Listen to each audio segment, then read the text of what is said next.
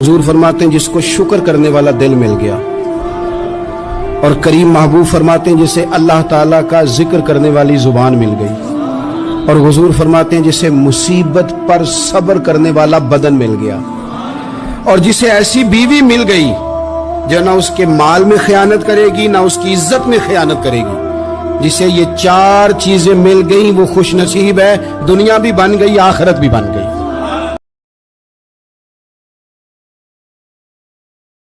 एक हदीस में आता है कि अल्लाह बंदे को अपने सामने से हटने नहीं देगा जब तक उससे 4 सवाल नहीं कर लेगा। आप देखिए, मैं देखूं क्या हम इन सवालों के जवाब देने के लिए अपने आप को तैयार कर रहे हैं। पहली चीज, अल्लाह पूछेगा उम्र कहाँ गुजारी। दूसरा सवाल, अल्लाह ताला इल्म के बारे में पूछेगा, जो पढ़ा था बता अमल कहाँ तक किया। तीसरी बात, अल्लाह पूछेगा माल कमाया कैसे, और मुझे बता माल खर्च कहाँ किया। जवानी के बारे में पूछा जाएगा, तेरी जवानी के खूबसूरत दिन कहाँ गुजरे।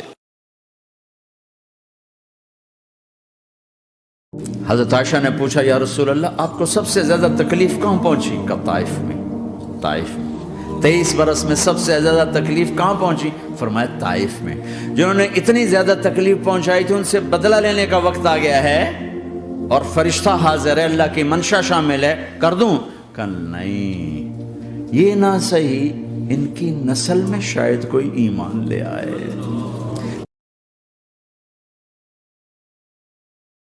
मुझे ख्याल आया कि मैंने 20 साल इस बच्चे को पाला है, अभी अपनी माँ और बाप को देखेगा, लेकिन एकदम अचानक क्या हुआ, जब तो उस उम्र को पहुंचा जिसमें हमारी उम्मीदें तेरे साथ लग गईं, हमें बुढ़ापे ने बेआसरा कर दिया और तेरी जवानी ने तुझे हिम्मत दे दी, तो हमारा ख्याल आया कि अब ये हमारे साथ वही करेगा जो हमने इसके साथ किया।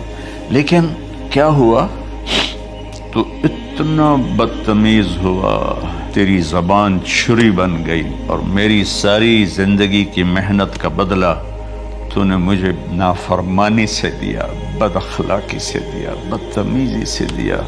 मैं हैरत भरी नज़रों से तुझे देखता रहा, और मैं अपनी पिछली 20 साल जिंदगी को झुठलाता रहा कि मेरा ख्याल में मैं इसका नौकर हूँ और ये मेरा मालिक, मैं इसका बाप नहीं, मैं इसका नौकर।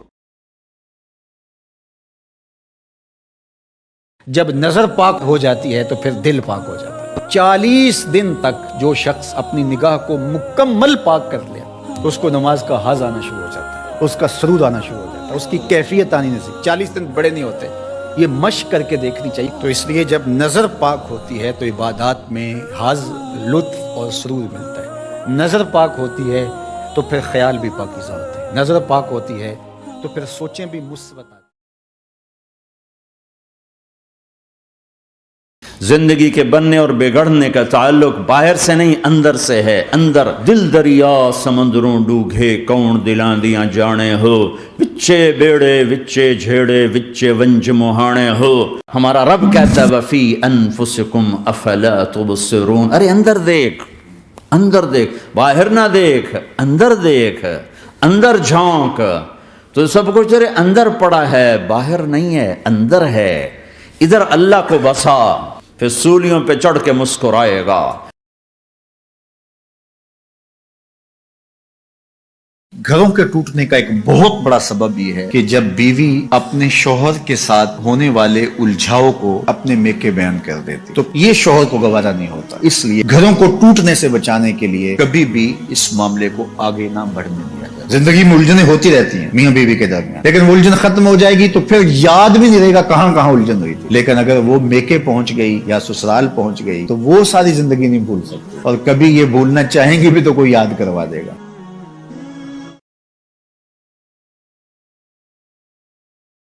चंद शेर याद आए। मैं तुम्हें ढूंढने यादों की खुली राहों पर, मैं तुम्हें ढूंढने यादों की खुली राहों पर, खुश्क पत्तों की तरह रोज बिखर जाता। फिर हमने एक बज़्म तसव्वुर सजाई है, फिर दिल में एक खोई हुई याद आई है।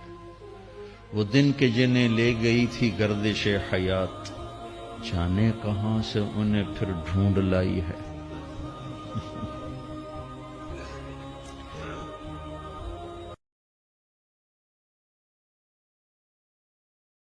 ہم کتنے رشتوں میں جکڑے ہوئے ہیں، ماں باپ بہن بھائی چاچا تایا خالہ خالو دادا دادی نانا نانی ساس بہو، کتنے ہم رشتوں میں جکڑے ہوئے ہیں۔ میرے نبی نے صرف ایک رشتے کا حق بیان کیا، استوصوا بالنساء خیرا، میں تمہیں تمہاری بیویوں کے بارے میں وصیت کر رہا ہوں، ان کے ساتھ اچھا سلوک کرنا۔ صرف ایک رشتے کو بیان فرما۔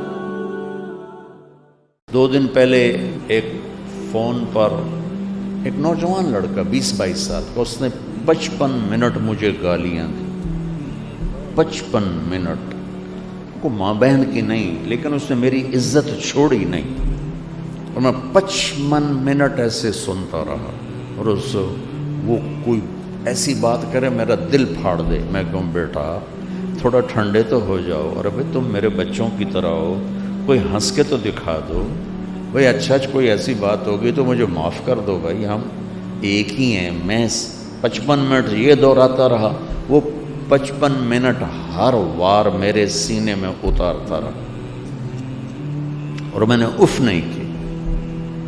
آخر میں بولا میں آپ کے صبر کی داد دیتا ہوں، میں اتنا بدتمیزی سے بولا اور آپ اتنے صبر سے پی گئے۔ میں نے کہا تم میری اولاد کی طرح ہو، اس وقت تمہیں غصہ آیا ہوا ہے، میں بھی غصے میں آتا تو کام خراب ہو جاتا، لہذا تمہارے غصے کو برداشت کرنا بطور باپ میرے ذمہ تھا، یہ آپ سے چاہتا ہوں۔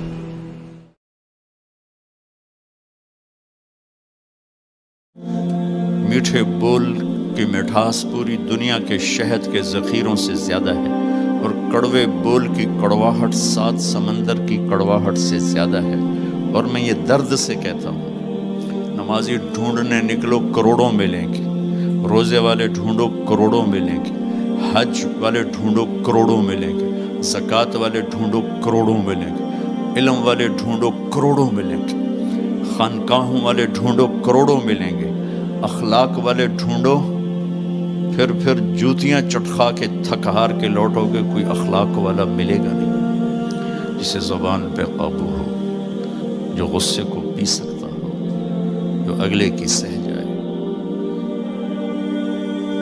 جسے جھکنا آتا ہو، جسے